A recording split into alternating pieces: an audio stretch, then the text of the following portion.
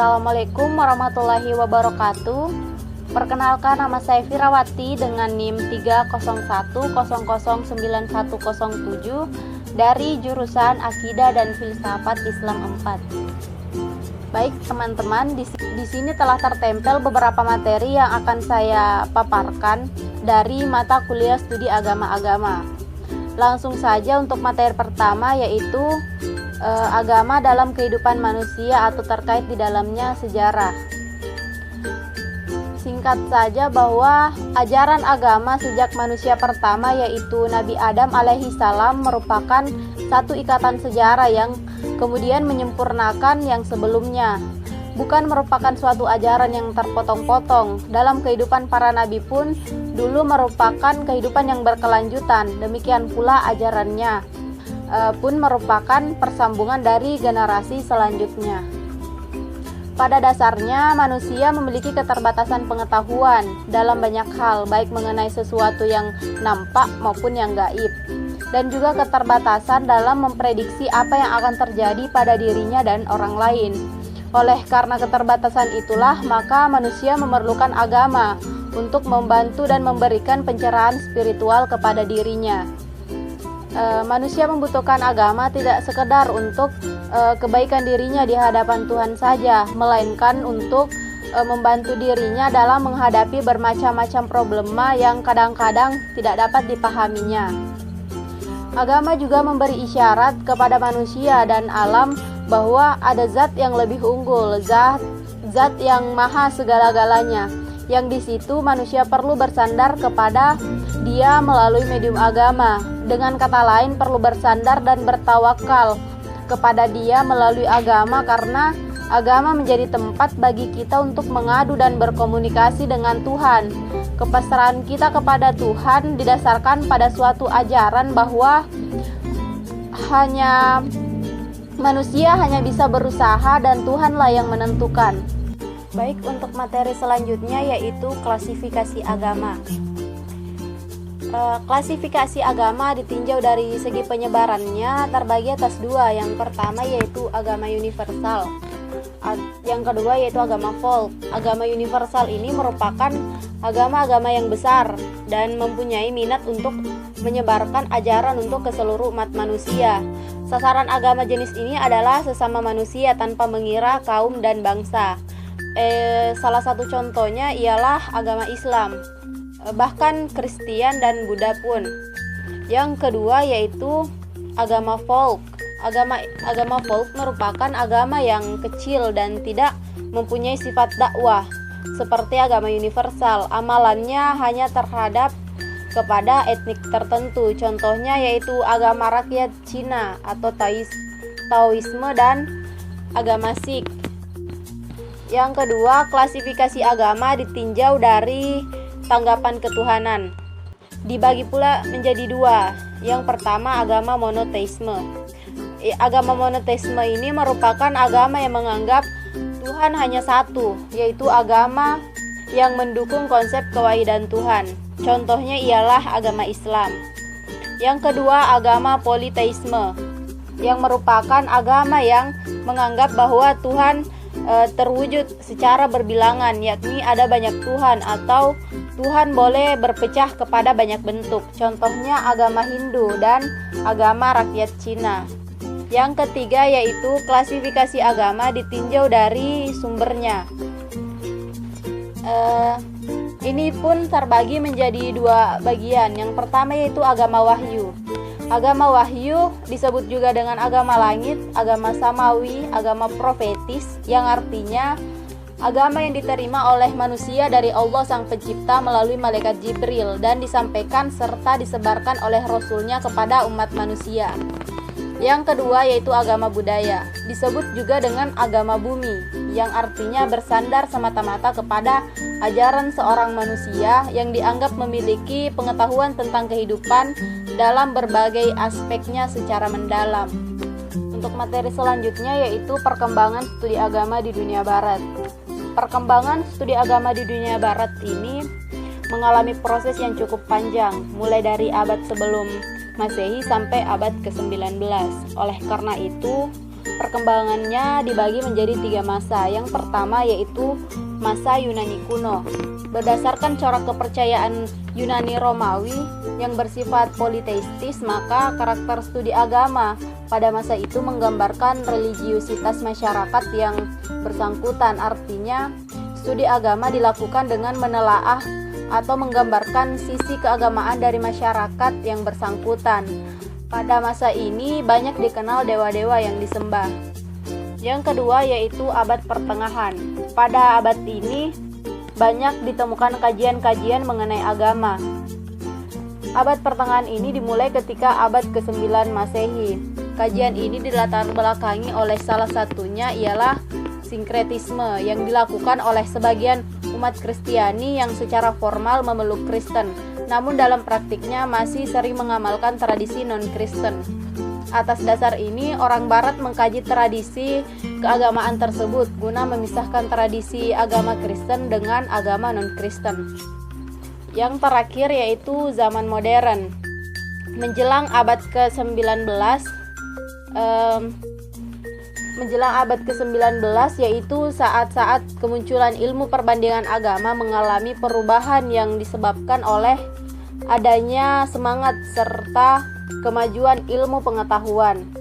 Pada masa kemajuan inilah kemudian kecenderungan untuk mengkaji agama-agama secara kritis dan ilmiah berkembang dengan pesat. Agama dijadikan sebagai pokok pembicaraan baik segi praktis maupun teoritis. Untuk pembahasan selanjutnya yaitu Katolik. Istilah Katolik berasal dari bahasa Yunani, bahasa yang sering dijadikan rujukan dalam belajar agama dan teologi Kristen Katolik, yaitu Katolikos. Artinya adalah ajaran yang bersifat umum dan tersebar di seluruh dunia atau dapat diterima di seluruh dunia. Yang pertama memakai istilah Katolik adalah Ignatius dari Antioquia. Kata Katolik lebih lanjut dianggap sebagai nama ajaran gereja yang benar. Gereja Katolik mengajarkan bahwa Yesus Kristus menginstitusikan 7 sakramen, tidak lebih dan tidak kurang, baik menurut kitab suci maupun tradisi suci dan sejarah gereja. Adapun sakramen yang diakui oleh Gereja Katolik Roma ialah yang pertama baptis, yang kedua pengakuan dosa, yang ketiga ekaristi, yang keempat penguatan atau krisma, yang kelima yaitu imamat, yang keenam yaitu pernikahan, dan yang ketujuh yaitu pengurapan orang sakit. Dalam ajaran Katolik, sakramen adalah berkat penyelamatan khusus yang oleh Yesus Kristus diwariskan kepada gereja. Santo Agustinus menyebut sakramen sebagai tanda kelihatan dari rahmat Allah yang tidak kelihatan. Pembahasan selanjutnya yaitu Hindu. Kata Hindu berasal dari bahasa Sanskerta yaitu Sanatana Dharma yang artinya kebenaran abadi dan Vaidika Dharma yang artinya pengetahuan kebenaran.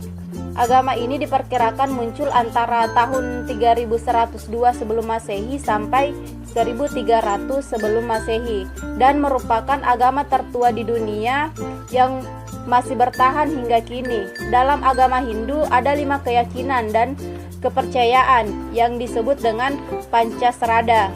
5 keyakinan tersebut ialah yang pertama Widitattva, yaitu kepercayaan kepada Tuhan yang Maha Esa dan segala aspeknya. Yang kedua yaitu Atma Tattva, yaitu percaya dengan adanya jiwa dalam setiap makhluk.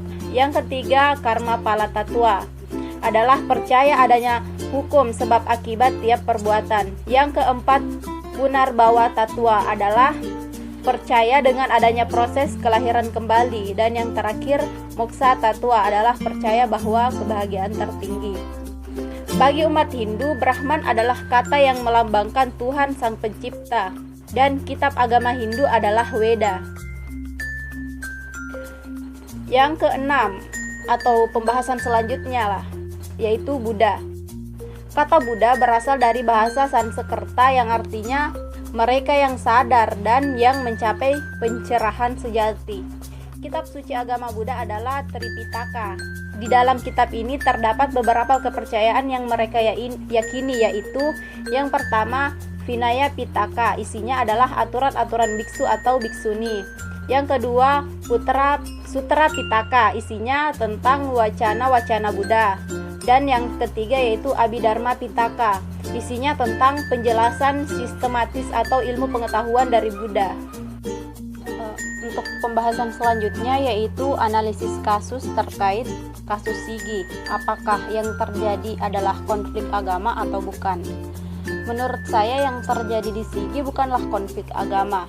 Diduga para pelaku ini adalah sekelompok teroris yang tinggal di Pegunungan Biru, yang dalam sebuah artikel yang saya baca diberi keterangan oleh Kepala BNPT Komjen Pol Boy Rafli Amar,